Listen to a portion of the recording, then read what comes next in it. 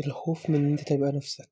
السؤال ده شاغلني برضه أوي، ليه في ناس ممكن تعيش حياتها كلها فيك، مش قادر أكون نفسي. عايش حياتي كلها برضي الناس، بختار شغلي عشان أهلي يبقوا مبسوطين، بختار لبسي عشان الناس يبقوا مبسوطين. يقول لك كل اللي يعجبك والبس اللي يحبوا الناس. يعني حتى في الثقافة الشعبية بتاعتنا انت لازم ترضي الناس، لازم ترضي أهلك، لازم ترضي صحابك، لازم ترضي كل الناس. عارف جملة الجحيم هو الآخر؟ الناس ما بتفهمهاش قوي، بس ده المقصود بيها. الجملة دي قالها سارتر في مسرحيته لا مخرج، كان بتتكلم عن الحالة دي، ازاي ان الجحيم هو رأي الناس فينا. هي اصلا فكرة المسرحية، يعني انا ما قريتهاش بس كنت شفت فيديو عنها كده، ان شخص اب قرر ان هو ما يروحش الجيش، وكان رافض الموضوع ده تقريبا، ان هو كان داعم للسلام.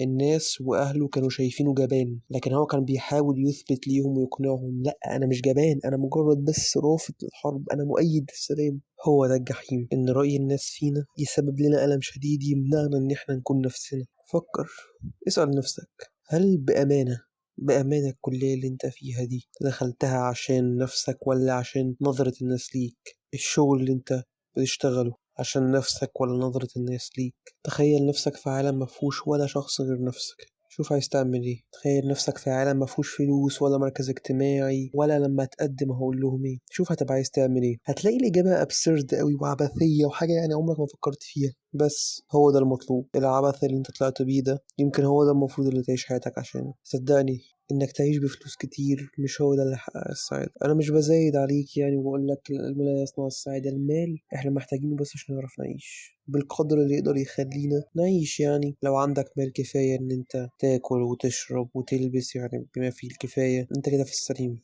انت مش محتاج خالص يبقى معاك فلوس تلبس احسن لبس ومش عارف وتجيب احسن اكل. محدش بيموت من الجوع. انجوي بحياتك يا صاحبي، ما تسمعش الكلام اللي يقولك لازم تخش شرطة ولازم تخش جيش ولازم تبقى المكانة الاجتماعية الأسطورية الفتاكة عشان ترضي الناس. احنا جوانا حاجة اسمها الظل، ده كارل يونج اتكلم عليه، علم النفس. قال ده هو كل الرغبات بتاعتنا المكبوتة اللي المجتمع علمنا نكبتها ونوقفها. ميبي انت المفروض تخلي الظل بتاعك ده يشم نفسه شوية عشان ما نتعقدش.